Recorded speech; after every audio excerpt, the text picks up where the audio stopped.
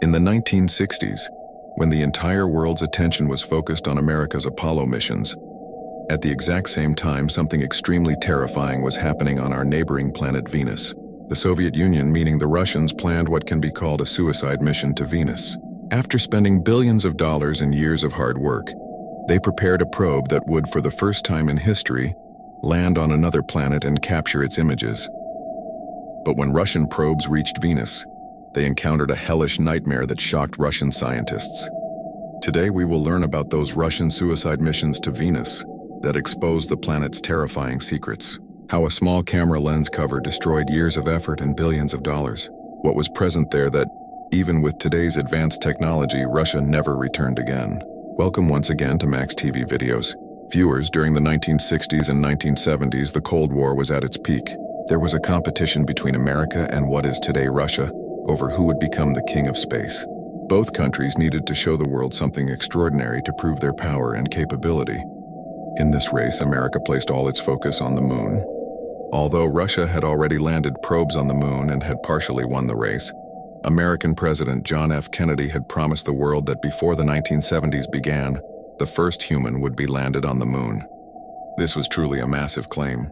When the Russians realized that America could actually reach the moon, they shifted their target to Venus. Their goal was to prove that if America could walk on the moon, then Russia could step into hell itself. At that time, scientists believed that Venus and Earth were almost identical. Both were neighboring planets, similar in size, and located at nearly the same distance from the Sun. However, one difference was obvious even from afar. Unlike Earth, Venus was completely covered in thick clouds. At that time, no one knew what was hidden beneath those clouds. Even for scientists, it was a complete mystery box. Russia believed that the moon could be seen through telescopes, but if they could show the world what existed inside Venus, it would be a greater achievement than landing on the moon.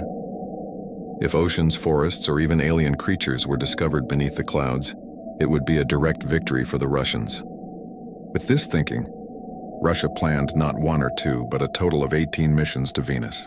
The probe designed for this mission was named Venera, which means Venus in the Russian language. Scientists were certain of one thing.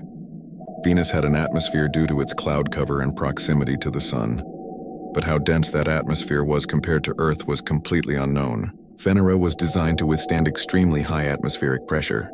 During the space race, Russians kept every experiment hidden from the world until it succeeded.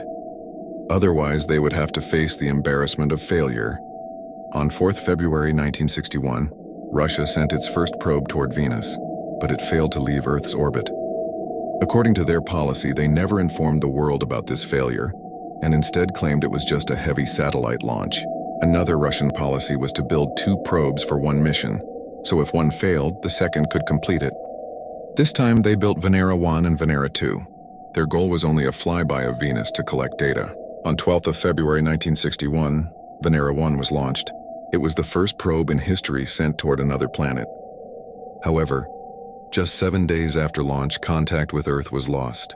As a result, this silent probe passed Venus from a distance of 100,000 kilometers but sent no data and is still wandering somewhere around the Sun.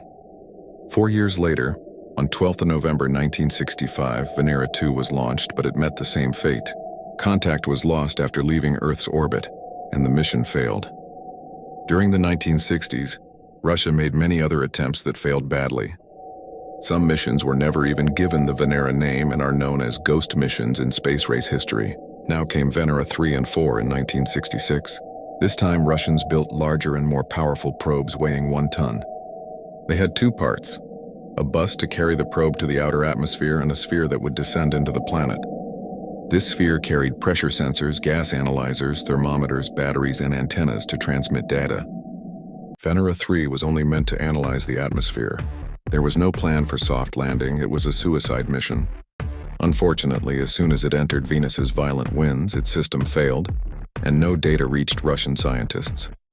However, on 1st March 1966, Venera 3 became the first man-made object to crash into another planet's surface. In October 1967, Venera 4 achieved partial success. It discovered that Venus's atmosphere contained mostly carbon dioxide. Russians initially claimed Venus's atmospheric pressure was 25 times that of Earth, but later, It was revealed that Venera 4 was crushed by pressure like a soda can. Realizing landing was impossible, Russians sent Venera 5 and 6 to collect data while falling through the atmosphere. Both probes survived for only about 50 minutes before being destroyed. Still, Russians did not give up. Venera 7 was built extremely strong, like a tank. Due to a technical fault, it could only transmit temperature data. From this, scientists calculated Venus's surface pressure to be 90 times greater than Earth's. Its parachute failed, and it crashed at high speed but survived and transmitted signals for 23 minutes. It recorded a temperature of 465 degrees, hotter than an oven. Doppler effect calculations revealed winds of 360 km/h in Venus's atmosphere. Venera 8 confirmed surface light levels and survived for 60 minutes. Venera 9 to 12 marked both Russia's greatest success and greatest bad luck. These probes carried cameras, but lens covers failed to open properly. On 2 October 1975, Venera 9 sent the first image from another planet, showing Venus's rocky surface.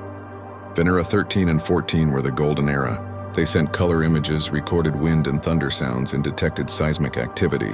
However, a spring-loaded arm accidentally tested the hardness of a camera lens cap instead of the soil, wasting millions of dollars. Venera 15 and 16 orbited Venus for 8 months using radar, mapping its surface and revealing mountains and cracks. Because of these missions, we know Venus has extreme heat, massive pressure, acid clouds, and violent winds. Many regions on Venus even carry Russian names. If Venus's clouds are made of sulfuric acid, why doesn't acid rain reach the surface? Answer in the comments. Hopefully, you will like and share this Max TV video. See you in the next one.